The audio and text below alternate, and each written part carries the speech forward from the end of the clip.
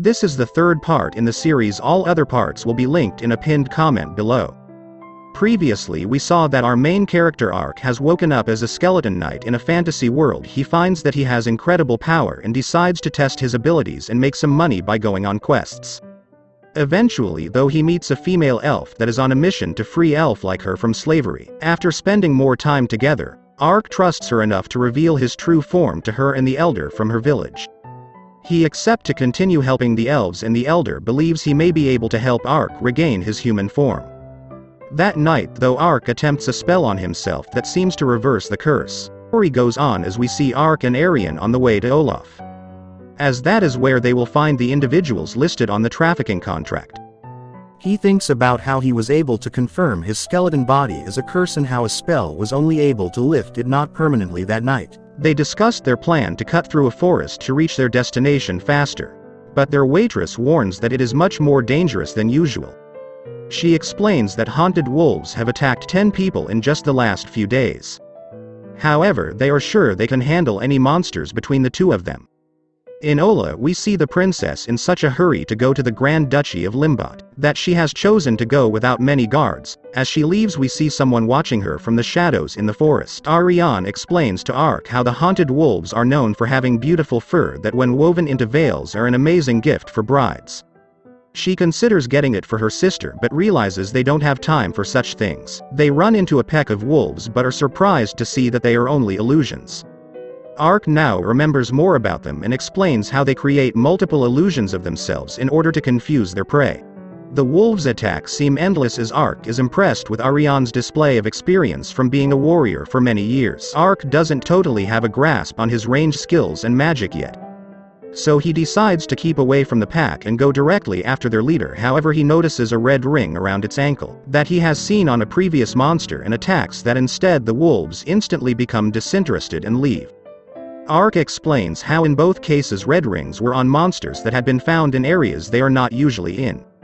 Ariane then requests to take a moment as it would be a shame to just leave the wolves' tails there, and Ark agrees to take a break. Elsewhere Yuriana thinks about how her brother Dakars is likely involved with the elf slave trade and her other brother Sekt badly long for the throne. She feels very uneasy for her mission as she knows they will somehow get involved. Just then their carriage comes under attack. Back to Ark, he thinks about how all his strength has gone in vain as he doesn't know how to use it properly and contemplates asking Arian for some training. Ponta senses something and begins to lead Ark somewhere. Back at the carriage a mysterious figure attacks Yuriana and her servant, taking both their lives. The mysterious organization of cloaked men congratulate each other on a successful mission. They make the scene appear as if bandits had committed the crime and take Yuriana's belongings. Just then a very upset Polta appears and they decide to kill her. However, Ark arrives and ignores their feeble attempts at hurting him while thinking about how if it was a game revival of another player would be welcome in this world though.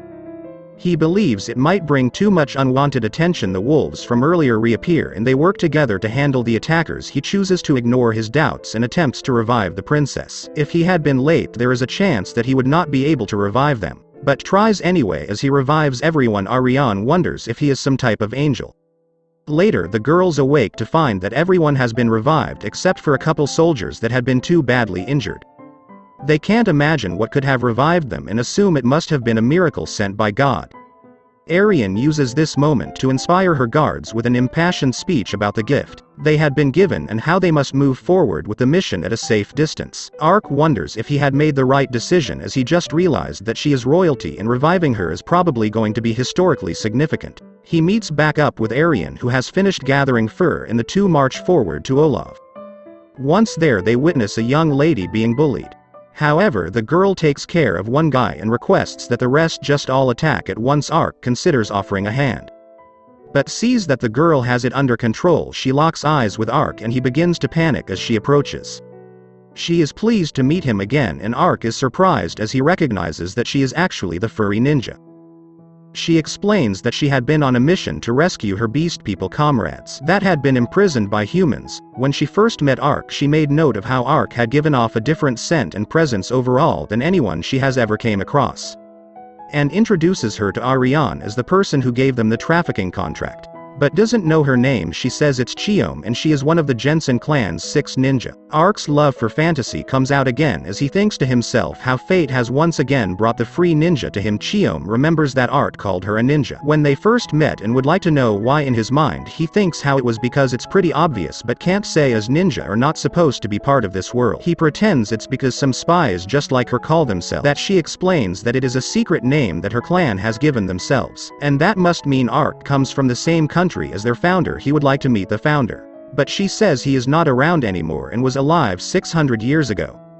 Ark thinks to himself that another Japanese guy must have found himself in this world 600 years ago. Chiom then questioned that Ark helped burn, freeing her fellow beast people. She offers information on the whereabouts of elf slaves in return, but he says he is currently under contract with Ariane. Ark asks if it would be okay, and Ariane can't help but recognize their similarities. The two then both agree to help her out. Back at the castle, it is disclosed that Dekirs was the one controlling the wolves and is upset to hear that his sister Yuriana may not be dead. He wants to prevent her from going to the elf negotiations, and wants to find out who ruined his plan. Dekirs wonders if whoever did it will be coming after him, and his general requests that he go to a safe house he has prepared. Chiom reveals that the founder of her clan was named Hanzo back in the forest, confirming Ark's suspicion that he must have been from Japan. Jealousy overtakes him as he thinks how Hanzo appeared in this world alone, creating a ninja clan and having his legend still known 6 centuries. Afterwards, Chiom takes them to the greatest slave market in the capital, where we can see that business is brisk and the vendors are confident that Prince Dekirs will be satisfied.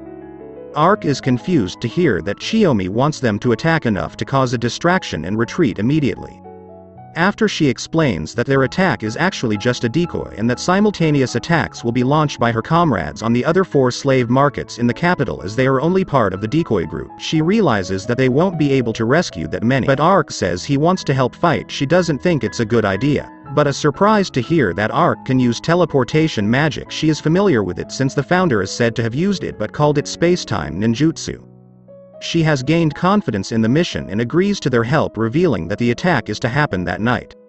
Ark reveals that they must then prepare for battle, and so they eat, as war can't be waged on an empty stomach. After their meal, Ark go on his preparation by buying a disguise for only 13 gold. But Ariane says it's creepy and he must have been swindled. He says that is not so, as the price reflects its impressive cultural significance, but is stunned when he gets no backup from Ponta. Chomi arrives with another member of the Jinsun 6 Gomen, who stares at Ark until they begin to fight. Their fight would turn to mutual admiration as they seem to feel some kind of kinship. The plan is for Chiyomi and Ariane to strike from the rear, while Ark and Gomen conduct a frontal attack. The guys handle many of the guards, but reinforcements continue to fly in. Ark knows that his role is to create a distraction, so he decides to use some flashy magic without restraint, warning Gomen to not get caught in its wake. His idea works as the guards begin to call for more reinforcements. Ark decides to close even more, but it seems as though the pair's magic and ninjutsu have a cumulative effect, causing more damage than anticipated. Ariane notices from a distance and feels that a certain cocky skeleton must have just gotten an unscripted burial. Elsewhere we see as Dekirs is informed of the attack on all the slave markets, and he decides to send even more reinforcements. Thanks to Ark's distraction, Ariane and Chiom are able to infiltrate the rear easily. When Ponta spots a couple guards, Chiom takes care of them and Ariane is impressed to see her ninjutsu for the first time. They continue to fight their way to the lower level, where they are finally able to release the slaves. Outside, Ark emerges from the rubble and is glad to see that Gomen is also fine, as he has turned his body into metal. Ariane and Chiom may arrive to reveal that they have gathered most of the beast people in the hall, but have yet to free those in the furthest building. Gomen stays behind to handle the reinforcements as others go on to complete the mission. The trio's amazing fighting abilities are on display as they arrive to free the remaining slaves. However, they all become very uneasy by a stench coming from one of the cells. One of the slaves explains that the second injury couldn't be sold, so they were left there to rot. Chiyomi expresses her remorse for not being able to do something sooner, but they must continue the mission. Reinforcements arrive and begin battle with Gomen. As the trio rush to gather all the slaves, once they do, Ark teleports everyone outside, and Chiyomi explains that the slaves at the other markets have been freed as well. Ariane then questions if Ark will be going, and he says yes, as he has decided to put an end to it. Gomen is beginning to wear down when Ark arrives and proclaims that it is time for them to completely wipe the disgusting institution away. They use their abilities in tandem and wipe out the remaining guards. Those that could not be saved are then given a proper goodbye as their mission comes to an end. And Xiaomi vows to become stronger so that no one else will ever suffer like they had. Dakares is furious when his general Cetrion explains that confusion amongst the royal army has caused them to have no information on the status of the battle. Dakares decides to check for himself, however Cetrion says he need not worry as he punches a sword into his chest. Sect arrives and praises Cetrion on her job well done. Cetrion explains that despite the loss of the wolves and men to the mysterious knight, the Uriana situation is also going as planned. Sect then reveals that they will announce that Uriana was killed in a scheme arranged by Dakares and proclaims that the throne of the rodent kingdom is now his. Later the group confirmed the success of the mission as Ark once again grapples with Gomen and they proclaim what a splendid friendship they have. The girls assume it's because they have many similarities and notice some of their own as well when Chiyomi again promises to become much stronger in order to save many others. Chiyomi expresses her gratitude for their help, but realizes she must now give the information she had promised. At the Grand Duchy of Limbo, Uriana arrives and meets with her sister, even who is surprised that she had heard news of her being slain by Dakares. Inside, Uriana is told everything and she wonders what proof was found against Dakares, even reveals that when his body was found he had the necklace she received from their mother and had always worn. The timing of everything only makes Uriana more skeptical of her brother's sect, even would like to inform their father of her survival. But Uriana would like to keep it a secret for the time being as it will make it easier for her to carry out her current duty to speak with the elves. Elsewhere, Chiyomek goes on to explain that those listed on the trafficking contract have taken the enslaved elves to the Holy Revlon Empire, much to Ariana's shock.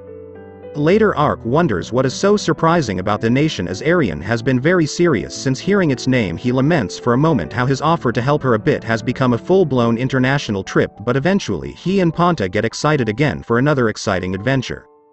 We then get a glimpse into the imperial capital of the Holy Revlon Empire. The Emperor Domitianus is informed of Prince Dakaris' death at the hands of his own brother Sect, and he is in disbelief that he would die even after giving him the rings, though he is pleased to hear that Uriana has died just as planned. However, it is revealed that their rings had been destroyed, making the wolves useless, and that someone else must have killed her. Domitianus then asked of a man named Fumba, and his informant reveals that his plan to bring the nation to ruin is progressing smoothly. We then get a glimpse of the mysterious Fumba as he watches over a large monster being controlled by a red ring. So today up to this, now my recap come to an end. The link of the previous video is given in the description. Here are some other video. I hope you like it. Thanks for watching.